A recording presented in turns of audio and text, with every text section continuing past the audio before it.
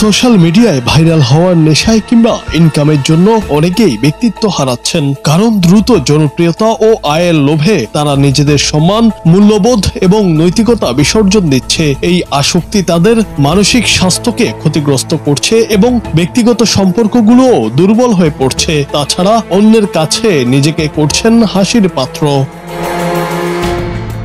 সম্প্রতি পরিমণির জন্মদিনে নেচে গেয়ে তাকে জড়িয়ে ধরে জন্মদিনের শুভেচ্ছা জানিয়েছিলেন আরজে নীরব, যা নিয়ে শুরু হয়েছে নানা আলোচনা সমালোচনা। আর সে কারণে তাকে পিটিয়ে ঘর ছাড়া করেছেন তার বউ। পেটের দায়ে তিনি এখন বাদাম বিক্রি করছেন সংসদের সামনে।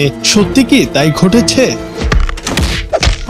সম্প্রতি এমনই একটি ভিডিও পোস্ট করা হয়েছে আরজে নীরবের নিজের ফেসবুক পেজ থেকে। সেখানে দেখা যায় দরজার বাইরে দাঁড়িয়ে আছেন নীরব, তার বউ ঝাড়ু হাতে ঘরের ভেতর। এরপর ঘরে ঢুকিয়ে আরজে নীরবকে ঝাড়ু করে বের করে দেয় তার বউ। অতঃপর সংসদ ভবনের সামনে গিয়ে বাদাম বিক্রি করেন তিনি। এই সময় তিনি জানান, পরিমণির সঙ্গে নাচার কারণেই তাকে ঘর ছাড়া করা হয়েছে। সবশেষে আবার ঘরে ফিরে গেলে তাকে পিটিয়ে সোফায় শুয়ে রাখেন স্ত্রী। এ সময় স্ত্রী জানান, আমি বলেছিলাম পরীকে আমার তরফ থেকে উইশ করতে, সে কি করেছে? আর তার নাচ তো খুব খারাপ, নাচের নামে বান্দরের মতো লাফিয়েছে।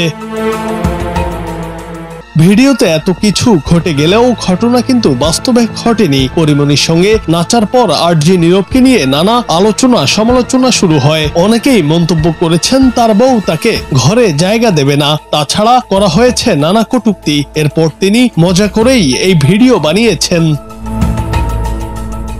তবে পরিমণির সঙ্গে নাচ, জড়িয়ে ধরা ও তার তৈরি ভিডিও ভাইরালের পর নেটিজেনরা মন্তব্যের ঘরে নানা নেতিবাচক মন্তব্য করেছেন। অনেকের মতে আরজে নীরব সবাইকে নানা বিষয়ে সচেতন করতেন, বোঝাতেন, মোটিভেশনাল কথাবার্তা বলতেন, অথচ নিজের বেলায় তিনি সেগুলো মানেন না। অনেকের মতে ফেসবুক থেকে সামান্য কিছু টাকা আয়ের জন্য তিনি নিজের ব্যক্তিত্ব হারাচ্ছেন।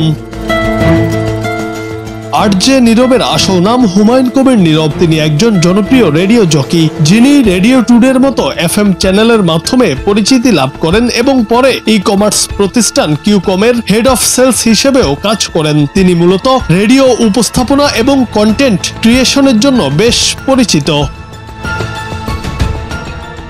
জুনায়েদ আহমেদ, বাংলা টিভি।